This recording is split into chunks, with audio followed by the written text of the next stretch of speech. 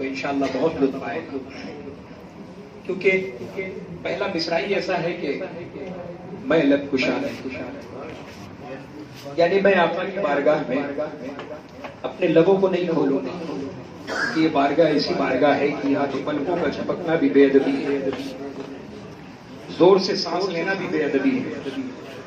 تو فرماتے ہیں میں لب کشا نہیں ہوں، لیکن محو التجا ہوں، یعنی میں التجا تو کرتا ہوں مگر دل سے. سماعت فرمائیں. میں لب کشا نہیں ہوں، میں لب کشا نہیں ہوں اور محو التجا ہوں. میں لب کشا نہیں ہوں، نہیں ہوں میں لب کشا نہیں ہوں. باب جبریل کے پہلو میں ذرا دھیرے سے فخر کہتے ہوئے جبریل کو یوں پایا گیا کہ اپنی پلکوں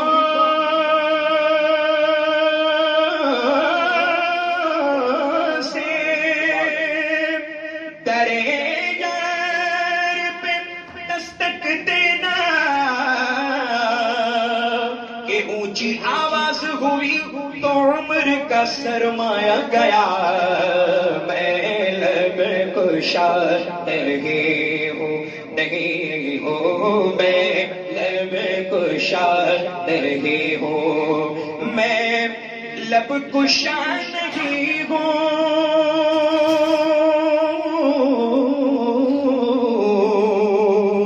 اور محو التجا ہوں. میں محفل حرم کے آداب جانتا ہوں، میں محفل حرم کے آداب جانتا ہوں. میں لب کشا نہیں ہوں. جناب اقبال عظیم آنکھوں سے نابینا ہے، طیبہ کے سفر کو چلے، شہر مدینہ پہنچ گئے، اب آنکھوں سے معذور ہیں. شہر مدینہ پہنچ گئے لیکن روضہ رسول پر جانے کی خواہش ہے مگر آنکھوں سے معذور پریشان ہیں. شعر کہتے ہیں سماعت کریں. کوئی تو آنکھ والا گزرے گا اس طرف سے، کوئی تو آنکھ والا، کوئی تو آنکھ والا، کوئی تو آنکھ والا گزرے گا اس طرف سے، ہاں گزرے گا اس طرف سے. طیبہ کے راستے میں، طیبہ کے راستے میں میں منتظر کھڑا ہوں. طیبہ کے راستے میں میں منتظر کھڑا ہوں. لب کشا نہیں ہوں. کیا فرمایا؟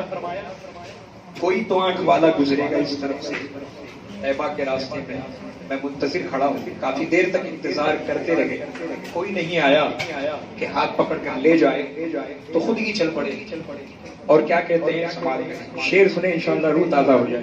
فرماتے ہیں جناب اقبال عظیم آنکھوں سے نابینا، یہ روشنی سی کیا ہے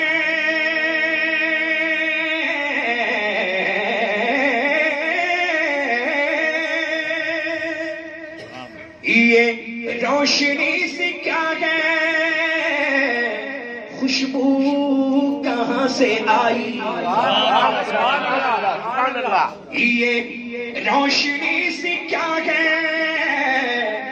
خوشبو کہاں سے آئی، ہاں خوشبو کہاں سے آئی، شاید میں چلتے چلتے چلتے چلتے چلتے، شاید میں چلتے چلتے روزے تک آ گیا، شاید میں چلتے چلتے روزے تک آ گیا، شاید میں چلتے چلتے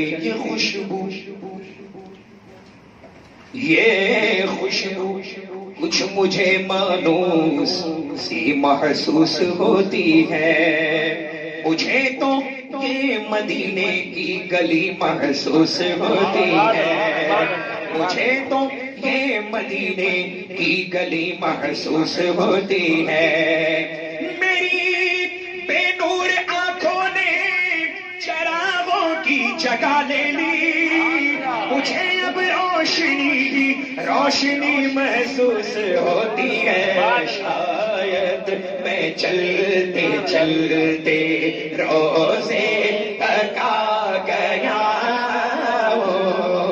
شاید میں چلتے چلتے ان کے روزے تک آ گیا، میں لب کشا نہیں ہوں، فرماتے میں منہ سے کچھ نہیں کہوں، بنا کسی سہارے روزے رسول پر حاضری دی، اور پھر کیا فرماتے ہیں جناب اقبال، ایسا کوئی مسافر شاید کہیں نہ ہوگا، ایسا کوئی مسافر شاید کہیں نہ ہوگا، شاید کہیں نہ ہوگا، کہ دیکھے بغیر اپنی منزل سے آشنا،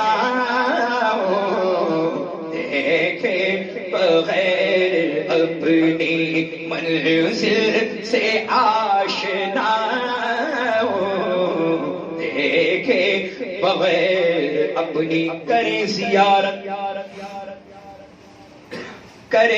زیارت حضور کی دعائیں ہم،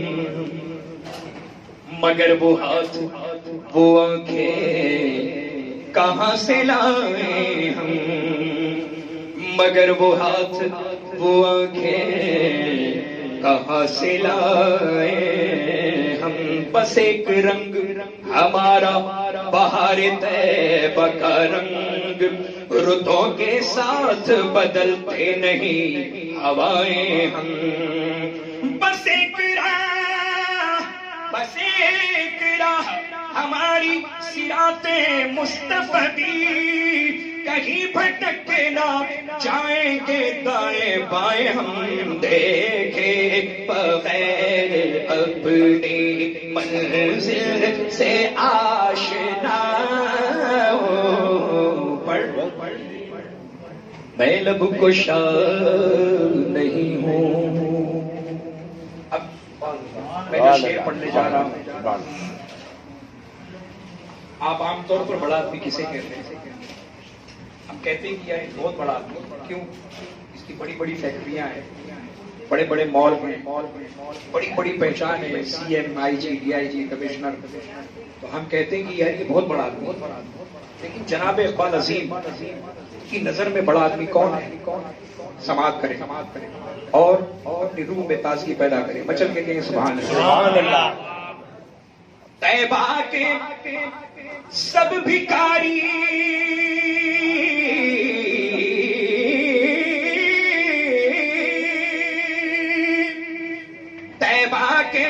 سب بھکاری پہچانتے ہیں مجھ کو،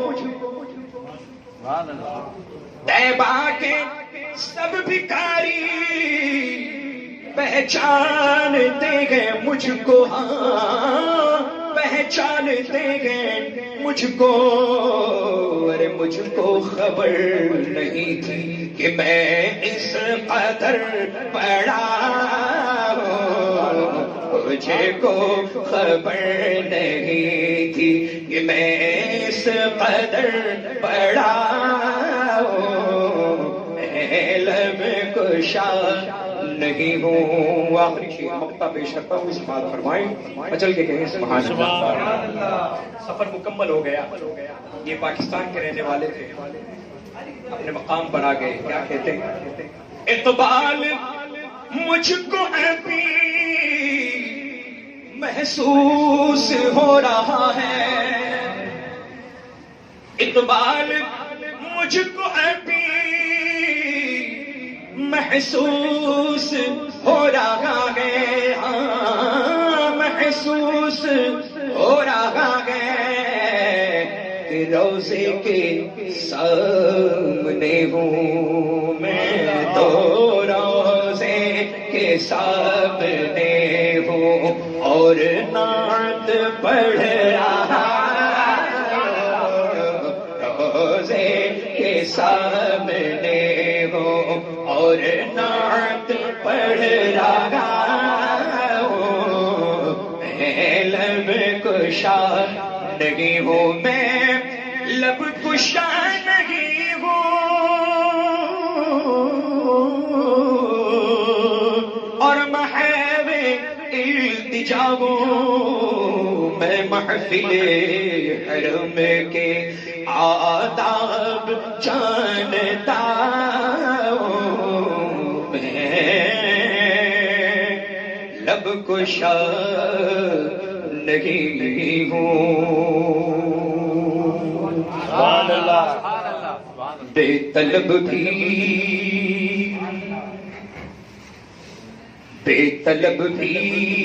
بنا مانگے، جہاں مانگا نہیں جاتا، منگتا کا ہاتھ اٹھتے ہی داتا کی دیر تھی، دوری قبول و عرض میں بس ہاتھ بھر کی ہے.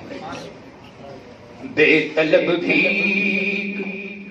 جہاں ملتی ہے، آتے جاتے بے طلب بھی جہاں ملتی ہے، آتے جاتے بے طلب بھی، بے طلب بھی جہاں ملتی ہے، آتے جاتے یہ وہ در ہے، یہ وہ در ہے، یہ وہ در ہے کہ جگہ دل نہیں توڑے جاتے، یہ وہ در ہے کہ جگہ دل نہیں توڑے جاتے، یہ وہ در ہے، پڑھ لیں یہ وہ در ہے کہ جگہ دل نہیں توڑے جاتے، یہ وہ در ہے. اور یہ شعر اب جو میں پڑھوں گا یہ ان حضرات کے لیے ہے جو بار بار مدینے پاک کی حاضری جن کی ہوتی ہے، سرکار کرم فرماتے ہیں، بار بار بلاتے ہیں، ان لوگوں کے لیے خاص یہ شعر. یہ ہے آقا کی عنایت وہ کرم کرتے ہیں، یہ ہے آقا کی عنایت وہ کرم کرتے ہیں، ورنہ مجھ جیسے کہاں در پہ بلائے جاتے، ورنہ مجھ جیسے کہاں در پہ بلائے جاتے، یہ وہ در ہے، یہ وہ در ہے، یہ وہ در ہے کہ جگہ دل نہیں توڑے جاتے، یہ وہ در ہے. اور وہ میرے دل کے سنتے ہیں وہ میرے دل کے دھڑکنے کی صدا سنتے گئے، اس لیے ہر زبان پر نہیں لائے جاتے، اس لیے ہر زبان پر نہیں لائے جاتے، یہ وہ در ہے، یہ وہ در ہے، یہ وہ در ہے کہ جگہ دل نہیں توڑے جاتے۔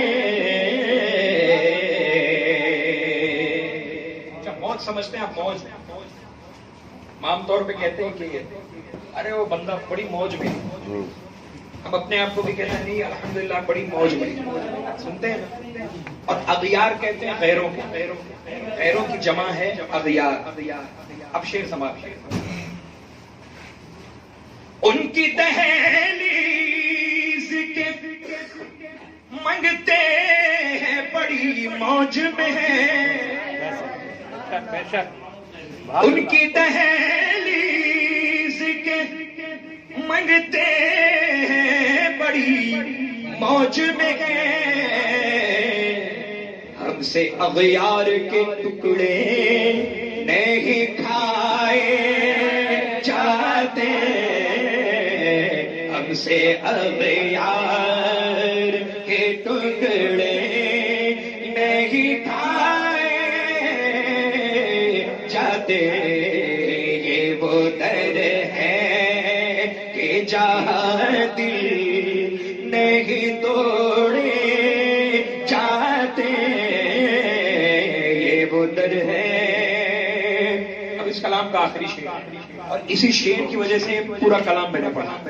اب جو میں شعر پڑھنے جا رہا ہوں انشاءاللہ عبدالرزاق بھائی سماعت کریں، یہ شعر انشاءاللہ روح میں اور تازگی پیدا ہوگی دعاؤں کے ساتھ۔ کاش اپنا بھی مدینے میں کوئی گھر ہوتا،